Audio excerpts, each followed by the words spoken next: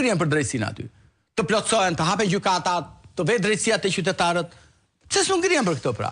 Dhe kjo është e gjithë ajo, prandaj që ajo protestë shikohet me skepticizëm nga gjithë. Padyshim unë jam formim kapitalist dhe nuk kam asnjë dyshim të investimet e kështu me radhë. Por edhe Greqia ka ligjin e investimeve strategjike, po është rregullator ndërmjet privatit dhe shtetit dhe investitorit. Nuk është që ti thot ai, unë do ta marr ty, ti thot me çotaqës një greku, dhe do t'ja jap atij unë se ai do investoj 4 miliardë. Ku ti plasi thot ai se investoi ai? Jam unë këtu zot. Edi Rama po do t'jap toka Shqipëri e Flavio, të japi Surrelin, të jap tokën në Surrel, të jap atë tokën e vjedhur që ka marrë në Vuno, atje, edhe t'ua japon njerëzve sa doj, po me tokat e mia, me tuat, me të elitëve nuk ka punë më fare. Se janë tokat të qytetarëve shqiptarë. Ky është thelbi i gjithë që duhet kuptojnë qytetarët. Tokat e veta ti fali, ti bëj çfarë të dojmë. Po jo tokat e shqiptarëve. Sepse këtu në këtë vend më nuk ka, prandaj qytetarët po ikin dhe nga siguria juridike.